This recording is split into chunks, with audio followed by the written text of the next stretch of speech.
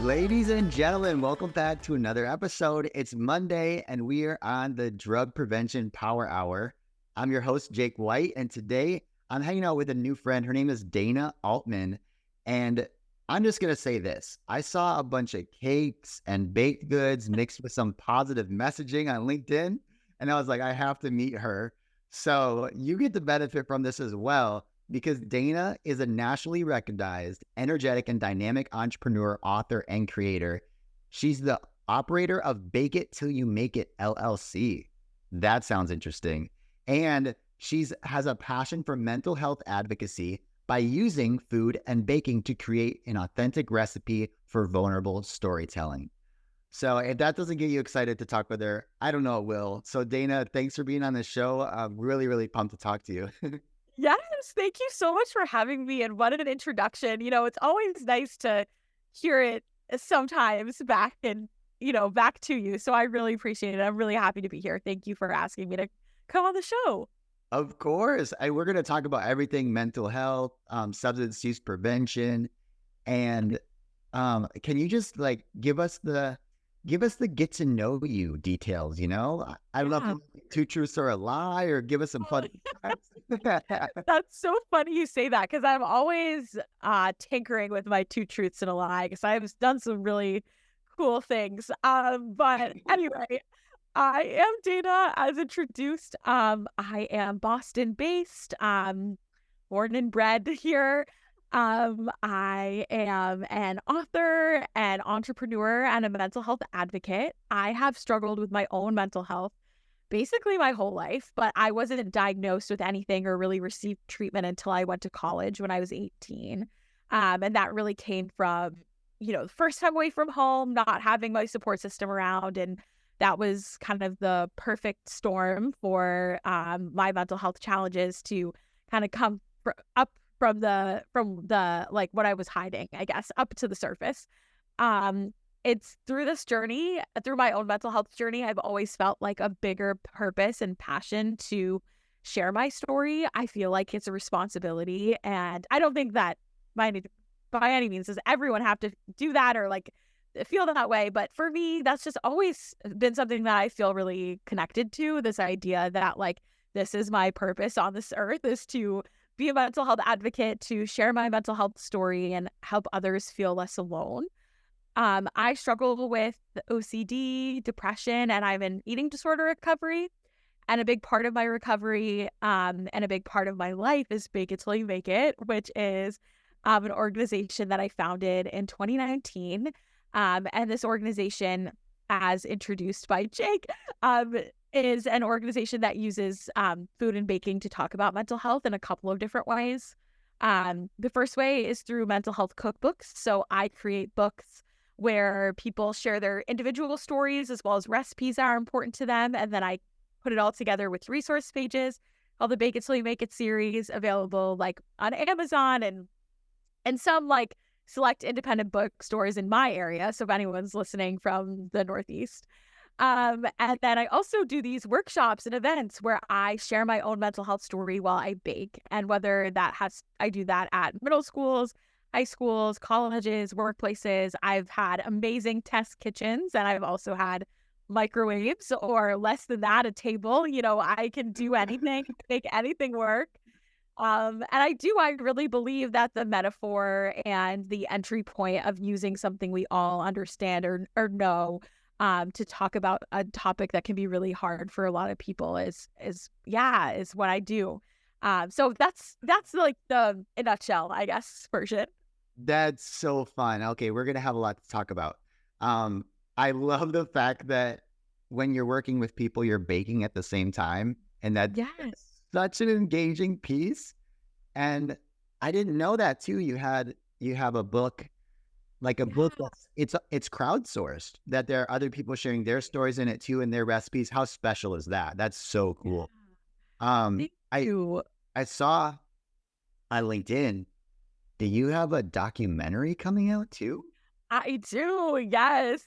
Um, I can talk a little bit about that. Yeah. But it's interesting that you said that about the other people's stories, because I've always, like, for a long time, I felt like it was just, like, me telling my story, but I've realized that I have a passion to, like, uplift and get stories out of, people who I know or don't know. I remember my physical therapist decided to contribute her story to the book, and she just said, like, I don't know, I remember asking her, like, what inspired her to do this, because I had broken my tailbone. We were working together at the time I was putting the book out. And she was like, you, Dayna, like, you inspire, like, you made me feel, like, safe enough to share my story. And so I love that. And that is, like, such a compliment and, like, such a gift that I'm so grateful that she had shared that with me. What is the people that share their stories? Are they sharing like a mental health struggle or maybe a piece of advice that helped them overcome something? Like, what's the premise for them? Which stories get in the book and or don't, or what you're looking for? Yeah, what a good question. So, very proud to say that I have a series of books at this point, which is very cool. So it just differs a little bit between them. So the first book, Make It Till You Make It, the tried and true mental health cookbook, that is a range, people who are speaking from their own personal standpoint, as you said, advice. Some people sharing story as a loved one who loves someone who struggles with their mental health. Some people, I did some interviews, some Q&As, and then I have another kind of like second iteration to that book. And that one is a little bit more specific to the personal narrative. So not so much like advice or necessarily like, I guess, one person removed, but it's really like that personal narrative, I guess. Yeah, in that way. So so that's where we are with that. Yeah. Thank you for asking. Awesome. All right, now we got to hear about this documentary though. Documentary, yes, yes. So in 2022, I had the honor of a lifetime to go to the White House. This was part of the Youth Mental Health Action Forum, which took place in partnership with MTV and the White House. I had found the application on Instagram. So I saw like, do you love mental health? And like, do you want to go to the White House? And so I applied, not really like thinking of anything. I do remember though, like the moment I applied, I was like lying on my bed, like, like just on my phone. And then a couple months later, I found out that I was a semifinalist and then, finalist to get to be one of the 30 young mental health advocates who had the absolute honor of going to the White House and working kind of in different groups. So kind of two parts. There was one area where all 30 of us were in small groups working on different ideas and projects that we could present to major key players, really big companies like Spotify and Snapchat, and who were all going to be present at this forum, listening to our ideas, and Pinterest, things like that. And then on the other side of things, there was a kind of fireside chat earlier in the day, and I had the honor of being one of the people to get to speak on stage, at the White House with the Surgeon General and the First Lady, and Selena Gomez, who was also there. At Summer House. Yes, exactly. Everyone was there. So anyway, long story short, through that opportunity, one of the other 30 mental health advocates, Thea Touchton, has a production company called Swanito Media that's based out of LA, and heard my story, and Thea felt called to reach out to me to create a documentary. And yeah, I mean, like a couple months later, Thea and the camera person at the time came to Boston. They followed me around. We had 10 days of shooting. And we did it. We created a full-length documentary that's currently in the film festival circuit, doing well and picking up some awards, which is really amazing. And that's super cool. And we premiered it in Boston in my community, which was awesome. And now we're bringing it to LA, which is Thea's kind of like community and domain. And obviously having a documentary screened in North Hollywood, like that is so cool. So yeah, I mean, I couldn't be more excited about that. Wow, that's really, really cool. Okay, I don't know if it's appropriate for me to ask this, No, Uh, that's okay. but how young No. are you? You seem so young. Oh, I'm not. Thank you. I'm just a couple years younger than you. I'm 31. Okay. All I have right. a youthful energy. No, no, it's okay. We get the same thing then. People are like, "Oh, what? Like, are you in college? You just graduated from Yeah, college?" And I'm like, "Yeah, yeah, I did. I exactly. just graduated like 10 years ago. Just graduated." Right, right. No, I mean, I guess that's good. It's gonna benefit us from when we're older too. So Right? Well, I mean, and with our line of work, and I love what you said about how you feel this calling and responsibility to share yeah, and be an advocate is I relate to that. And I think maybe it's just a blessing we have, like yeah, to do that yeah. work. Because Right. students, I think we get trust from students because we look younger, even though they guess, that we are younger. And it probably helps our messaging a little bit. Definitely. I love that. Yeah, I totally agree. I think speaking to students always is always like I don't know. Sometimes I'm like, oh my gosh, like I feel so old, and like it makes me think about like even like with social media, like I just grew up with like AIM and like Facebook in high school and thinking like, oh my God, what would I do if like I had all of these platforms and like how would I handle things and all of these things. But then at the same time, sometimes when I get the opportunity to meet students or engage with students, I'm always like, things haven't changed. Like there's still some things that like are, the same. I don't know. Yeah. So Yeah. I on both That's sides. cool. Well, Yeah. let's talk a little bit about what you see students struggling with and what you think students need right now. Because I view you as a very, like you said it in your bio, like you're a very creative entrepreneur. You're Yeah. solving problems and you're coming from a unique angle, which I think the people listening to this podcast, something I'll pull out just from this conversation so far, Yeah. Yeah. it, Yeah. the creativity you can get away with in Yeah. combining your passion with your work is exemplified in your story because students like a lot of times will try to relate to student athletes because that's the popular money making thing and people like Yep. entertainment that way, or music is one that I use, Yeah, which yeah. also could be overused sometimes. Cooking is very unique, and for somebody listening to this podcast, I would just want to ask you, like, what would it look like if the next time you went into a school or you did education or you were tasked to create something, if you took your personal passion and interest and you infused it with them? And I'll make a bold claim and I'll Yeah. say, one, I think that you'd have more fun doing the work that can sometimes seem scary, Yeah, putting yeah. yourself in front of kids that honestly they could be blunt about you sometimes. Yes, But definitely. so having more fun in front of them not only makes it more fun for you, but it also makes you more likable and relatable because I know this. The students that I goof around, when they see me goofing around on stage, there is a trust and likability factor that happens just because you are showing them your authentic self. I love that. Yeah. Yeah, So I'm gonna pull that out right now. that's amazing. Okay. Yeah, So yeah, no. tell me more about what you're experiencing and what you are seeing students need in the realm of mental health, Yeah. stuff like that.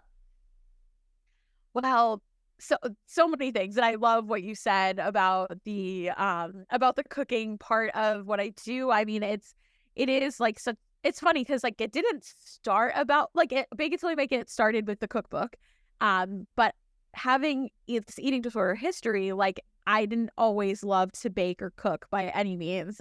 So it's interesting that this is where my path has taken me.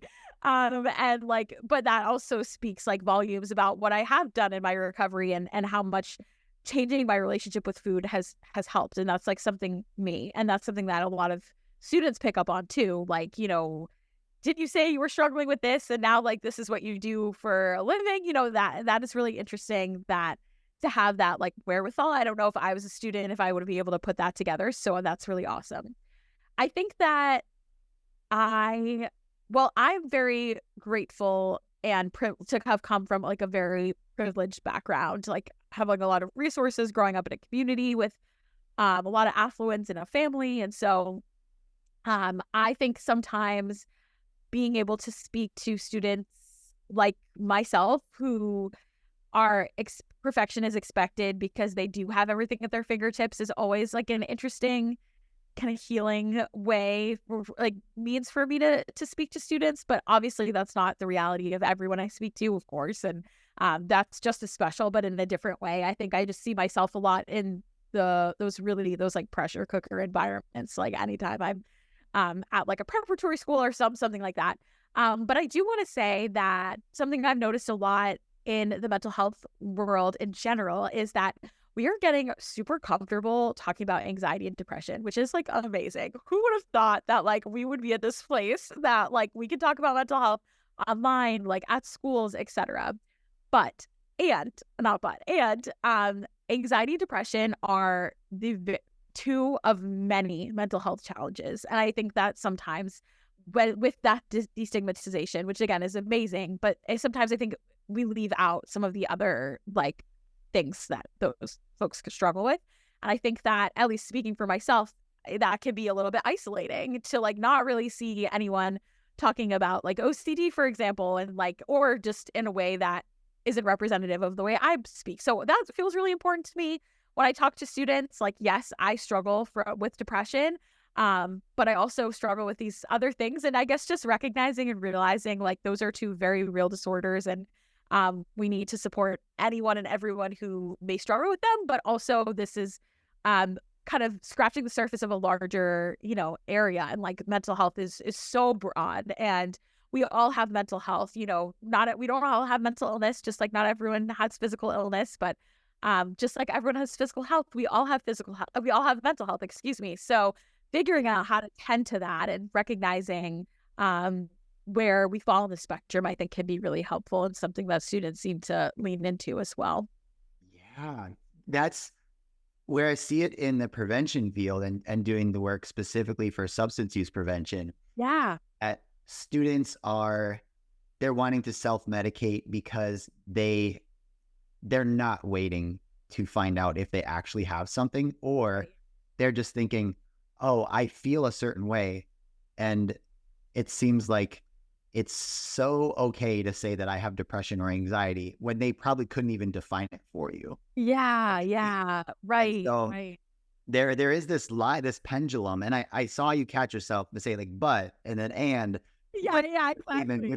which I think it's very good. Okay. I want to unpack that a little bit, because Yeah. we do this as a culture. We swing from one side of the pendulum to the other, and it probably most prevalent in like parenting styles, and, oh, my parents did this and I'm never going to do that to someone. Yeah.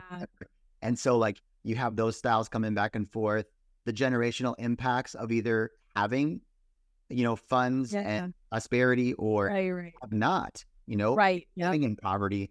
And so we swing back and forth on what we value, on our decisions. But I see for mental health, before we didn't talk about it, and it was the suck it up mentality. Yes. Rub some dirt in it. Like, this is fine, which that wasn't very healthy. Now we're swinging to this other side of the pendulum, which is like, hey, your feelings are the only thing that ever matter. And like, we need to identify something wrong with you right now because you need to go on medicine, and we need to fix the way that you feel. And you should never feel hurt or scared or anxious. And the healthy balance belongs somewhere in the middle, which is a resilient student, even an adult that's resilient, that understands that the things happening to me, some are in control, some are not in my control, and that my body has an optimal performance.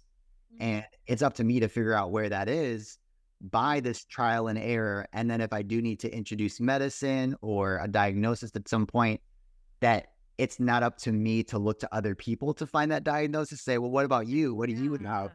Right. Instead, to really trust science and professionals who really care about you and that are not just trying to sell you something. And I think that's kind of the pendulum that we're on, which could be true or could not, but that's what I think. No, that's really interesting. Especially, I personally am such a black and white thinker, or and that's not something I'm proud of. Like, I really try to live in like the gray, and so that really rings true to me anyway. Like on personal level, and as what you said in terms of like identifying feelings or like wanting to fix the problem, like instead of just being able to sit with it, like that is so me as well. Like sometimes it's really hard for me not to go to like, let me diagnose the problem, feel better immediately, when really sometimes, struggles, like, you have to sit in them sometimes, and that's really difficult. And and like but and um yeah, there's really it can be really hard. It can be really hard. And I think the resilient student or the resilient person, I think, is really important. And I think that it comes from both angles as well. Like, I think resilience comes from struggle, but also from support. And it's also really interesting what you had said, especially from like the substance use prevention lens as well, like with students, or like at least in mental health. I know there's a statistic that, like, I think it's over 50% of students will tell a friend before they find a professional that tell them that they're struggling. And I'm sure, like, in substance use world, that's probably like peers introduce each other to these types of coping skills that might not be like the healthiest or helpful. And so I think that's important to recognize that, like, there is such a peer-to-peer impact. And if we can educate peer or students, and in turn their peers, on how to be supportive and what healthy coping looks like, or when support is needed, I think that can be really helpful too.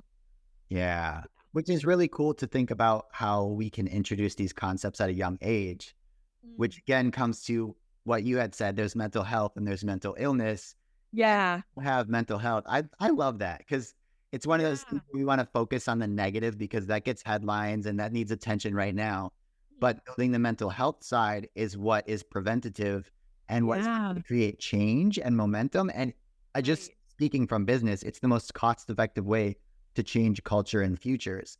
So I'm curious for your programming. What kind of age group are you normally working with, or maybe your sweet spot favorite age groups Yeah. you really work with and then empower? That's such a good question. I think the high school, college area is like where I thrive. I have had a lot of opportunities. I'm so grateful to have spoken at middle schools and in the corporate setting. And like, I think that a transfer, obviously my story is my story, and the cooking and baking kind of transfer across as well. But I feel like my sweet spot is really in that, like, later high school to college space. And I think that I feel most connected, at least personally, to that time, because I know that's when I would have really needed help, and so many of my peers. But also, I think that there's a readiness to hear the message, or at least, like, generally speaking, I found in those kind of like high school years that, like, students are like wanting to hear these messages, where I'm sure that's not true for everyone. But I found that can be that there seems to be a lot of impact there with like what I'm speaking, and like there's like a level of interest, and that can be helpful too. But at the same time, like, we need to be educating students who have no interest. How else are they going to learn about like mental health, substance use prevention, etc. But I do think from like a speaker perspective, it's always nice to have like buy-in from the audience. And especially, and again, like, that is such a personal time for me, like, or that's when I would have really needed to hear those messages. And so I think that I can speak to that, like, younger Dana as well, thinking about like the audience that I'm connected to and connected with.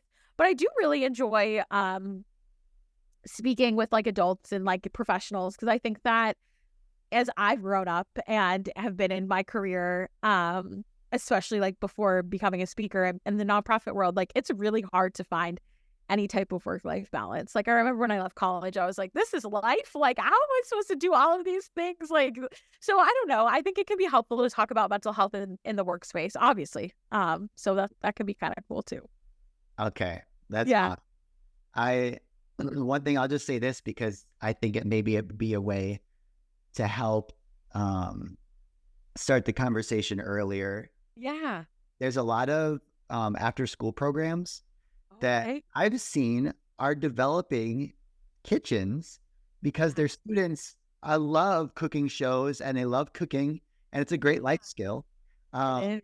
I Yeah. wonder even too, I've got like a few friends that run after school programs that I'm going to connect you with, because I bet you they Oh, would that's love to great. have you come in and do some cooking workshops and, Yeah. present while you're doing it. Like, and I'm gonna selfishly I'm gonna invite myself to go Oh, watch. as you should. I would love that. I would love that. Thank you so much for thinking of me.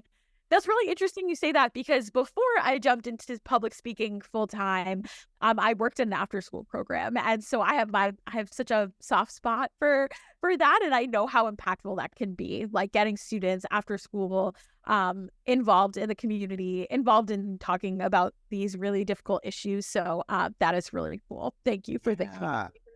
Yeah. Of course. And it's cool too because I appreciate the skill building. Uh, Yeah. and we know that with mental health and substance use prevention isn't just about tackling symptoms and after the fact, it's about building skills, building confidence, building even things that will help people become employed. And so what's really cool is that the students are that when they learn how to cook, they can now Yeah. get a catering job. Now they Right. can Right. do all these things that help out their families and build this confidence, which is it's great. Like those are life skills that benefit not only your mental health, but your physical health and your confidence and your career goals, which I think is so cool. Um, I can I put you on the spot, Dana? Please, yes, yes, yes, of course. Okay. I've been thinking of this question. Um, if you had to give like a one sentence speech, Uh-huh. that's not a speech, but one sentence on what you think teenagers today need to know based on your topic and passion. You have one sentence to relate to them. What would that be? Well, when you first said that, I was like, "Oh, I know." But I think I'm gonna expand to it. Well, my first thought, and like I think my biggest take home message is just like you're not alone because I think it's so easy to feel so isolated and struggling with your mental health, whether that's diagnosis or stress management or like whatever's happening and right in front of you. I think we feel so isolated, especially when we're struggling. So that's part one. But I'm gonna add an and. And there is help, and so you're not alone and there is help. There are resources, there's support, there's people who want to help you, teachers, counselors, hotlines, me, individuals, adults who want to see you succeed. I think that would be my sentence. Because it's they're both true. There's so many people who struggle, and it's not. For me, it's been something that I have turned into a career. It is my calling. It is my passion. But there are so many people who live with mental illness or live with mental health challenges or even struggle on the stress really hard, like with a lot of stress on the spectrum, that live really full lives that have nothing to do with mental health. So that's amazing too. It's both, so yeah. Yeah. Okay. I love that. I love that. So you are not alone and there is help. Yep. That's great. You did a good job. You kept it to one sentence. I did. Thank you. I know. Sometimes it's difficult. That is those are my takeaways, I think, the biggest I, ones. I love that. And it's so important to have that though. Because as speakers, we could talk all the time. And Right, of course. Yeah, I yeah. think it's the difference between a good or an okay speaker and a fantastic speaker is if you do know your one sentence, I can say with better clarity, you're good at what you do. Oh, yeah. Versus if you were to ramble, Yeah, yeah. you didn't know this was a hidden test, Dana. Yes, I had no idea. Oh my gosh. Well, that means a lot. Thank you for saying so. Yeah, it's I think yeah, no, I really appreciate that. I was just gonna say I think that I've come to learn that in the last couple of years, especially with, living with anxiety and OCD. Like this career is very uncertain and like anxiety always my OCD always wants certainty. And so the fact that I continue to push past those barriers and those obstacles, like it shows me that like this really is the right place for me. So I appreciate you saying Yeah. that. Of course. And thanks for being someone that shares your story. I think that when we are in a field that we're passionate about, which is a lot of the people listening on this show, and Yeah. we don't do it for the money, we're struggling. Right. Maybe we're working another job for Yep. many Yep. years. You're like, yeah, Yep, exactly. That's my reality right now. Uh-huh. yeah. But we do it because we have this sense of responsibility and Yeah. knowing that we can make a change and not wanting to sell ourselves or anyone else short on that opportunity. So um, I just, I want to echo everything that you said and also just relate it back to our audience, because if you feel this sense of responsibility and you feel like you have a story to share, is sometimes you have those moments where you have a sentence with a student in passing. You have a moment where someone walks across your table and you set up like a little trade show and you don't expect anyone to even show up. Yeah, right. But there's Right. moments Exactly. that Yeah. take a little bit of bravery that you get to reach out to someone. And then there's other ones where they're coming to you like a presentation and you do have a longer time and a longer moment. And for being someone who's choosing partners, like, for example, if they're bringing in Vibe 18, if they're bringing in Bake It Till You Make It, Uh, they're putting a lot of trust in us to do a good job. yeah. And I think that what I don't want to ever forget is how amazing it feels to be one of us who gets to be a guest in someone's community, to pour into the students. And then oftentimes we'll have a program we can leave them and train them on, something like that. Oh, But we don't get the highs and lows of the everyday job description. yeah. Yeah. That's a good point. Yeah. Yeah, which from working in the after school program is like it Yeah. come with the highs and lows, because that same kid that was a joy one day is having a bad day the next, or who didn't have socks that like one day or something, or didn't have something they need, they were hungry, and so you got the bad end of that deal because Right. you Right. get some Right. food.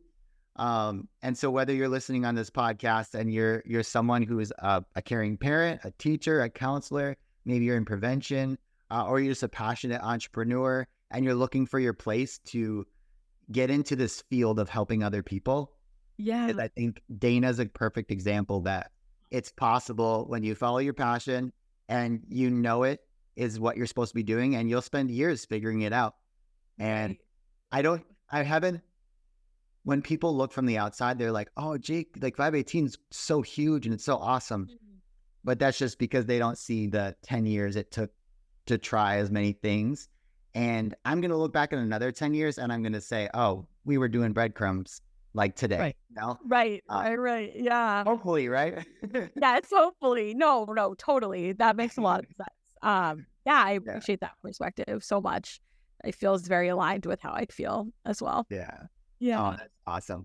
Please tell us how, if someone's listening and they want to learn more about what you offer and how maybe you could work with them, where can Yeah. they go and what can they check out? Definitely. I think the hub for everything is my website, which is Bake It Till You Make It. Till has two L's. So sometimes there's some confusion around that. So bake it till you make it.co, .co. And that has information about the books, the workshops, the events, and like an place to contact me. My email is just like my last name and my first name at Gmail. Classic. altmandayna@gmail.com. But on my website, there's like the space to contact me. I also love to share kind of the day-to-day on my Instagram, and like social media, but especially on Instagram. And again, like it's just my name, Dayna Altman. I'm on Instagram and you'll see kind of like the highs and lows. I think social media, as we know, it can be really effective in connecting people, but also can be really harmful. And so I like to show, the real side of this work, and just like the hard days, but also the celebratory moments. And I post a lot. So you just have to know, if you're gonna follow me on Instagram, you like it, you gotta know now. But I would love to have you in my corner of the internet. But yeah, my website's a great place to start. That's incredible. Okay. Yeah. Well, thank you for your vulnerability on stage and online. So we can follow you and get the real scoop on everything. For everyone listening, this has been another episode of the Drug Prevention Power Hour, and we'll see you next Monday for another episode.